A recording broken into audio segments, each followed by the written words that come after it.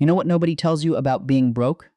It's not the hunger, it's not the stress, it's the sound, the specific silence of a phone that stopped ringing because you can't pay the bill. The quiet of a fridge that's mostly air. The sound of your own breathing at 2 a.m. When you're lying awake doing math that doesn't add up no matter how many times you run it. I want to talk about money today, not the way they teach it in books, not motivational garbage, not just invest in yourself. I want to talk about what money actually feels like at every single level, from the day your balance hit zero and stayed there all the way to 7 figures and beyond. Because nobody warns you about any of this.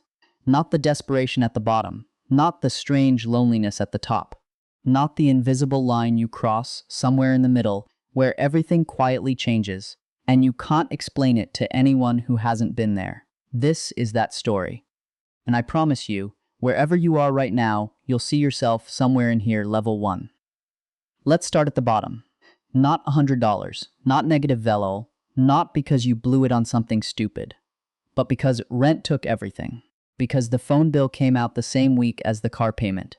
Because that subscription you forgot about, $14.99, was the difference between eating and not eating this week. At zero, you don't think about money the way normal people do. You become money. Every single decision runs through one filter. Can I survive this? Not thrive. Not grow. Survive. You know the price of eggs, not because you're smart with money, but because being careless with money at this level isn't an option. You put the good fruit back, not because you don't want it, because fruit goes bad. And wasting food when your balance is single digits feels like a moral failure. You stop going out, not once or twice. 11 times in a row you say, maybe next time. And at some point they stop asking. And the crazy thing? You didn't even notice when they stopped. You were too busy doing the math. You're always doing the math. Standing in line at the grocery store, math. Lying in bed at midnight, math. Brushing your teeth, math. It's not complicated math, it's survival math. If I skip this, I make it to Friday. If I buy that, I don't. And then it happens. The overdraft notification, $34. They charged you $34 for not having enough money. That's the cruelest part of poverty that nobody explains out loud. Being broke costs money. The fee for having nothing is more money taken from what you don't have. It's a tax on being poor, and it hits you at the worst possible moment every single time. You sit on the edge of your bed and feel something. Not anger, not sadness, something heavier. A low hum that just lives in your chest. All day, every day. You don't talk about it, not because you're private, because there's nothing to say. The people around you are running the same math. Nobody admits it. Everyone pretends like Friday isn't the only day that matters. At zero, money isn't a tool. It's not a goal. It's oxygen. You're either breathing or you're not level 2. And then one day, not because of one big thing, but 100 small things stacked over months, the number changes $500. You stare at it. It's not a lot. You know it's not a lot. But it's not negative. And for the first time in longer than you can remember, the number on your screen doesn't make your chest tight. You still check your balance every morning. You can't stop. The panic trained you to check, and now checking is just a reflex, like breathing. But the reason you're checking changed. It's not terror anymore, it's habit. Something else changed, too. The overdraft notifications, gone. That silence from your bank is the loudest victory you've ever had. Nobody else would understand why you feel proud about not getting a notification. But you do, because you remember what it felt like to get one. You go grocery shopping. And for the first time in months, you don't run the total in your head before you reach the register. You just put things in the cart. You grab the name brand cereal. You stand there holding it for a second. Not because of cereal, because of what it means. You can afford one moment of not calculating. You set a rule. Don't go below $300. You break it in the second week. Life takes its cut. Always does. But you rebuild it. And that cycle, losing and rebuilding, is your first lesson in something you don't have a name for yet. Discipline. You're not comfortable. You're not secure. But you're not drowning. And after months of drowning, floating feels like flying level 3. 4 digits. You screenshot it. You don't send it to anyone. You just keep it on your phone, like proof. like something that could disappear if you're not careful. $1,000 doesn't feel like an achievement at first, it feels like a dare. Can you keep it? You set a rule, don't go below $800, medical bill you didn't see coming, gone. You watch the number fall and your stomach drops with it. But this time, something different happens, you rebuild. And rebuilding teaches you more than building ever did. Because when you're drowning, you don't notice the leaks. You're too busy trying not to go under. But now you start seeing them. The $7 you spent without thinking. The $12 delivery fee you could have avoided. The subscription you forgot. Again, small leaks. You see them now, and something changes in how you carry yourself. Not confidence yet, but the desperation, it softens. The panic doesn't wake you up anymore. You say yes when your friends invite you out. Just once. You sit at that table and you order without calculating in your head. And for one evening, you feel like a person who doesn't spend every second thinking about money. You're not safe. But you're standing. After crawling for so long, standing feels like something you can't afford to lose. Level 4, something changes in the way you walk. You don't notice it right away. But other people do. The panic is gone, not replaced by confidence, just absence. The weight you carried every single day at zero just lifts. And that nothing where the weight used to be, that nothing feels like everything. You stop checking your balance daily. The app is still there. But it stopped being the first thing you open in the morning. And that alone, that tiny little shift, that's progress you can feel in your bones. An unexpected bill shows up. $400. Car repair. The kind of number that 6 months ago would have collapsed your entire week. You pay it. You absorb it. Your balance drops, but your chest doesn't tighten. That feeling of taking a hit and staying standing is new.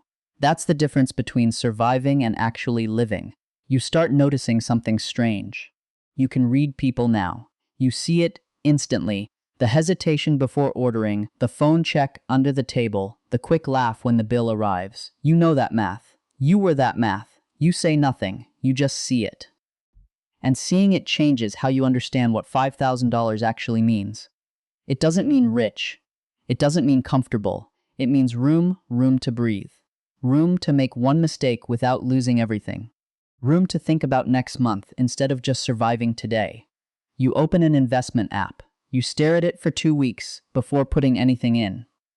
When you finally move $200 into an index fund, your finger hesitates over the button like you're signing something permanent because you are level 5 figures. You refresh the screen twice. Because it doesn't feel real. You don't tell anyone. Not because you're hiding it.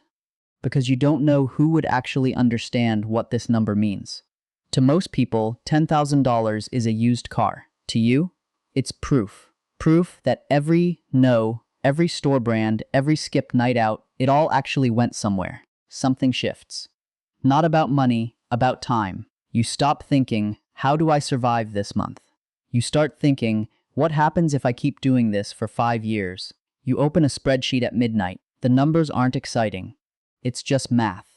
But it's the first time the math showed you something other than fear. You put money into an index fund. The market drops the next day. Every instinct says pull it out. You don't. You sit with the red numbers. For a day. A week. And somewhere in the silence between wanting to react and choosing not to, you learn something no book could teach you. Patience isn't natural, it's a skill. And it costs something every time you use it. A few months later, money you didn't work for appears. Compound returns. Small, but it appeared. And that tiny number rewires something in your brain. Because you didn't do anything to earn it. It just grew. That's when you start to understand what wealth actually is. Level 6. For the first time in your life, the word stable applies to you. Bills are covered. Savings is growing. The emergency fund actually exists. Everything they told you would work is working. And then one night you sit down with a calculator and accidentally ruin it. You project your salary forward. Same raises, same savings rate. The number at the end is fine. Enough. But you stare at it and something slowly cracks. Not panic. Disappointment. The quiet kind. Like cold air through a window you can't find. Your salary has a ceiling. You just never looked up long enough to see it. Every raise is already mapped. Someone in HR decided your peak years before you were hired. You look at people 10 years ahead of you, same title, same desk, same commute, slightly bigger apartment. But the look behind their eyes, it's the same. They traded time for stability, and it worked. But it only worked once. You don't quit, but your evenings start going somewhere different. A side project. Not a business, not yet. Just a thing. $200 a month. Then $300. Then $500. You reinvest every dollar, not because you're greedy, because you saw the ceiling. And you refuse to build your life underneath it. Two things live in your chest now. Pride for how far you've come. Fear for how far you haven't gone. That tension. That becomes the engine that drives everything from her level 7, half of 6 figures. You can feel gravity shifting in your favor for the first time. Your side project isn't a side project anymore. Some months it earns more than your paycheck. You still go to work, you still sit at the desk, but you're not trapped behind it. You're choosing to be there. That difference changes everything about how you walk into that building every morning. Your investments return money while you sleep. Not a lot, but it's real. And you start measuring time differently. Every hour spent on something that doesn't grow feels like a leak. Not wasted, leaked. There's a difference. Waste happens by accident. Leaks happen because you didn't fix the hole. You become protective of your evenings, your mornings, your weekends. These hours used to be rest. Now they're runway, and you start saying no. The weekend trip you'd have to put on a credit card, no. The round of drinks you'd feel guilty about tomorrow, no. The loan to a friend who never paid back the last one, no. Each no costs you something socially. Each no saves you something financially. You've started keeping score differently. Level 8, 6 figures. You crossed a line most people only talk about. And the strangest part is how quiet it feels. No fireworks, no celebration. Just a number on a screen that used to feel impossible. Now sitting there like it's always been there. The bank calls you. Advisors email. Words like portfolio and diversification get thrown around like you've always belonged in those conversations. 6 months ago, you were Googling what an index fund was. They don't know that. They just see the number. People sense the shift too. Not because you told them. But something in how you carry yourself changed. You don't flinch at restaurant bills. You stopped checking prices before ordering. It's subtle. But people feel it. And their reactions split into two types, jealousy or dismissal. Neither is useful. Some months you're up $4,000. Some months down $3,000. The losses used to keep you up at night. Now it's just weather. You've learned to dress for rain without canceling the trip. Your life doesn't look dramatically different from the outside. Same car, same apartment, same routine. But underneath, everything shifted. You're not building on sand anymore. You're building on something that holds weight. Level 9. $500,000 to $1 million. The inviolable wall $500,000. Your money has a personality now. It moves in certain directions and resists others. It argues with you. It rewards patience and punishes panic. You've had investments return more in a year than you used to earn in 3. Your social circle shifted without you noticing. The conversations changed. The vocabulary changed. And some of the people who knew you at 0, they feel further away now. Not because you pushed them. The distance built itself. You start thinking in assets, not income, not savings. Assets. Things that earn while you sleep. Things that grow while you're not watching. Your job still matters. But it's no longer the main character. And one Tuesday, no ceremony, no countdown, the app updates, 7 figures. You thought you'd feel different. You thought there'd be more. There's quiet satisfaction. And then, almost immediately, a realization: 0.1 million thousand at a 4% return is $40,000 a year. That's not freedom. That's a starting point. The milestone everyone chases turns out to be a door, not a destination. You walk through it and the room on the other side is bigger than you imagined. The finish line keeps moving, not because you're greedy, because the game keeps revealing levels you didn't know existed. Somewhere right now, someone is standing in a grocery store. Their balance is $214. They're putting back the good coffee, getting the store brand. They think they're making a small decision. They don't realize they're writing the first line of a very long story. This video isn't about money. It never was. It's about the distance between who you are right now and who you're quietly becoming. Every skipped purchase, every rebuilt savings account, every night you chose discipline over comfort, you are compounding, not just your money, you. The balance doesn't care where you started. It doesn't ask if you're ready. It just takes whoever shows up, consistently, patiently, without flinching, so show up. And if this hit different, share it with someone who needs to hear it right now, because someone out there at $214 just needs to know the next level is real.